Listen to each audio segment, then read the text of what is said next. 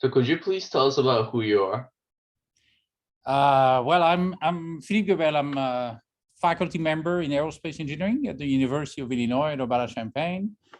I've been here for about 26 years now. I'm originally from Belgium, and I did my undergraduate studies in mechanical engineering because at that time there was no aerospace engineering program in Belgium, and then went to California, to Caltech, for the master's and PhD in aerospace or in aeronautics. Did a postdoc at Harvard and then landed here 26 years ago. And I've been here ever since. Mhm. So why do you want to become an aerospace engineer? Well, I was fascinated by the topic, right? I mean, aerospace engineering is related to mechanical engineering, which is what I did my undergraduate studies in.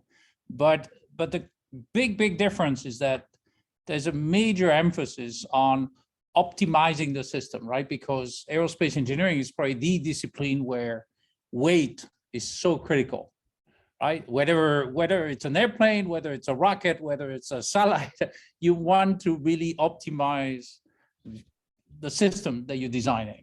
And that's the part that I'm very interested in, right? So every time you manage to save a pound of payload or a pound of fuel or something like this, you manage to have a better performance. And so that's the part that I was very interested in. Another part is the fact that this is an area where many disciplines have to work very closely together, right? That's because of this optimization that I mentioned. You have to have, the structural engineers work very closely with the aerodynamicists, who work very closely with the controls people, and so on. So there's a lot of discipline that need to work together in order to really achieve an optimal system. And that's the part that was, plus it's pretty cool to work on aircraft and rockets and satellites. So what is parallel computing and how is it, or how can it be used in aerospace engineering? Well, my research is on the computational analysis and design of aerospace materials, right? So that's what I do. Pretty much all my research is done on computers. And so as you try to solve more and more complicated problems or bigger and bigger problems, at some point, a single desktop, right, is not enough. You want to use a whole bunch of machines who work together to solve a single problem.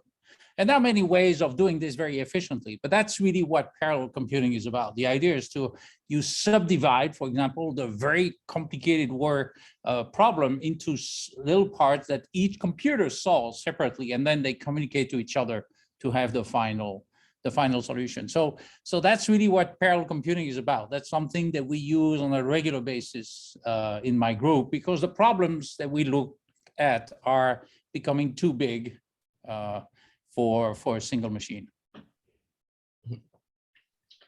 So how can you make composite materials faster and in a much more environmentally friendly way? So this is probably the biggest problem that I'm currently working on. When I say it's me and my group, right? I have a group of undergraduate students and graduate students and postdocs, and I work very closely with other colleagues from material science and chemistry.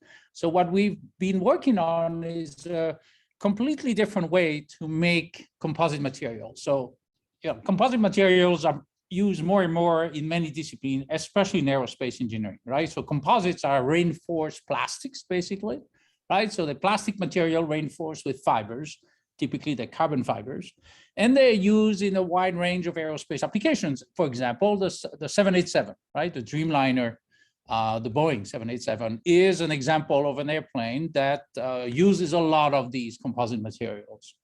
The problem with these materials is that they're very difficult to manufacture. It's difficult to make a large composite structure, such as an aircraft wing or a fuselage, right? And the way it is typically done is you put it on a gigantic oven, right, called an autoclave, where you control the pressure, you control the temperature.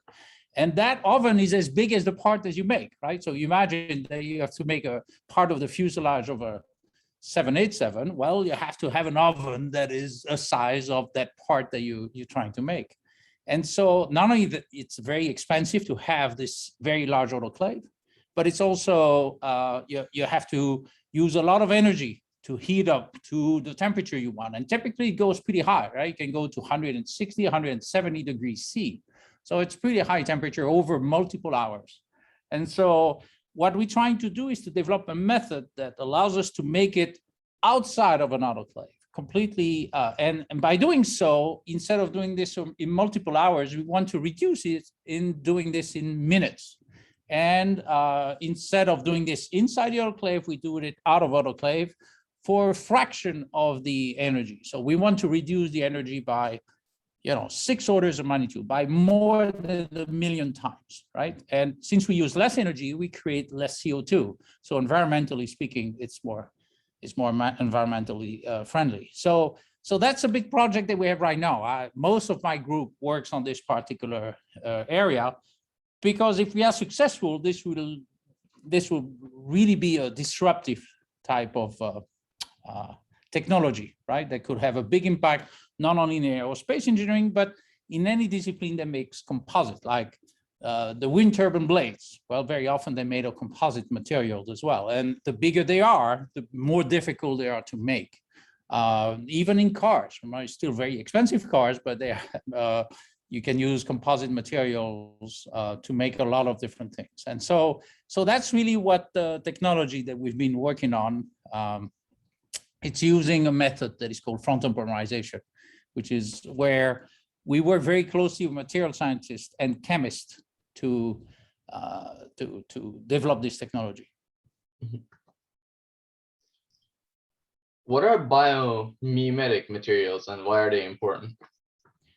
So that's another area of research that I've been involved in. So the idea is to develop materials that are inspired by what we find in nature, right? That's what biomimetics correspond to. For example, that's about almost 20 years ago now, we're working on a material that we call self-healing. So if you think about, if you cut yourself, you're going to have a series of biological reactions that will eventually heal the cut that you've done, if the cut is not too bad, right?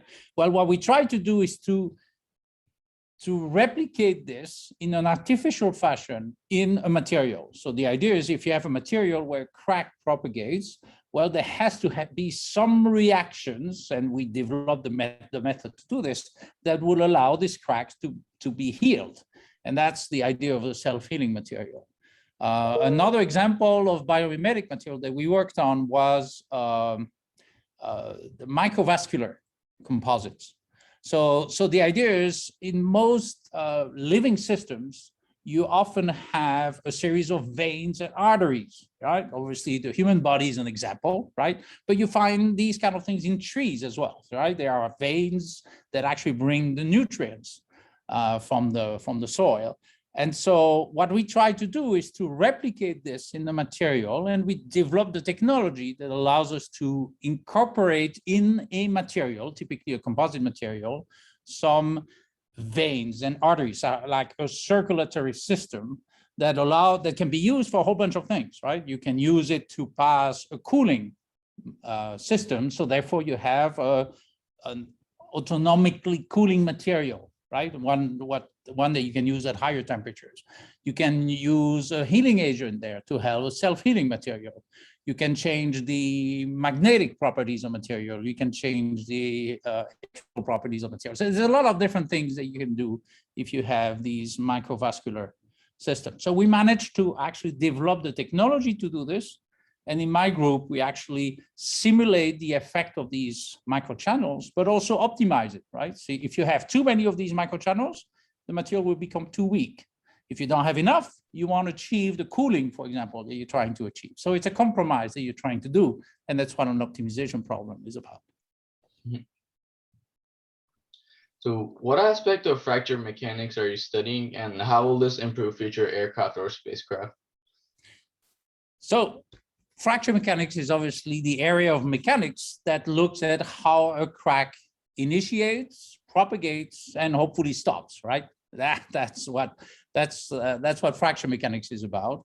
And obviously it's important in many disciplines, right? Because eventually every structure eventually fails, and fracture is often the way a structure will fail. So for aircrafts, it's very important, right? There are some historical facts, like I think it's in the 50s, there were these Comet aircraft that were some of the very first aircraft that would go to very high altitude. So they had to be pressurized, right? And then they would go back down and they would depressurize, and they would go back up and to be pressurized again. And at some point, by just doing this, going up and down and up and down, eventually there's a series of cracks. They started from some of the windows. Unfortunately, they had not designed the windows very well, and these windows were kind of square. And square windows in fracture mechanics are usually points where crack would tend to initiate. And so that's an example of how fracture is important. And as I said, every time you have a failure of a structural component, including an aircraft structure, fracture is often the way that takes place. So what we're trying to study is how a crack initiates, how it propagates, in what direction, how much does it propagate, and then does it become catastrophic? At some point, if the crack becomes too big, well, you can have an entire wing that falls off, right? And so that's the type of thing that we're interested in. What has been your toughest accomplishment so far? Well, I think the toughest accomplishment, but it's in a way the best part of the job, is that every few years you have to kind of reinvent yourself from a research perspective, right? Over my career, I've worked on a wide range of topics, and it means that every time I have to discover a new topic, right? Learn about what has been done and try to figure out how I can contribute to that particular topic. And so, I've worked in a variety of topics, including, fracture mechanics, which is the first thing that I was working on when I started my career. And now I do a lot of interaction with chemistry. And I tell you, this transition was not easy. It was, they use very different vocabulary and nomenclature, and these are things that I had to learn over the years. But that's really what makes research fascinating, is the fact that we always learn new things. What is a big milestone that you're looking forward to in your research? Well, my dream is to see the technology that we develop, especially the one on these, making composite material much faster for much less energy and out of autoclave. I would love to see this technology being used in industry, right? As I said, there's a lot of things that we need to address, and the aerospace industry is by definition very conservative, in the sense that they're very careful, and it's a good thing, right? So they want to make sure that whatever new material you develop or whatever new method you use to make these materials are, tested over and over and over again. And so, but eventually we believe that this technology could have a major impact on not only aerospace engineering, but also, for example, in the wind energy industry and so on. And so that would be a major milestone, right? To be able to see some industries adopt the technology that we've developed, and I think that would be fantastic. And lastly, to high schoolers like me and to younger generations that want to become aerospace engineers, what would your advice be to successful in this career? Just go for it. I don't know what other piece of advice, except obviously, you have to enjoy math and science and so on, right? It's clear that's the foundation of pretty much everything that we do.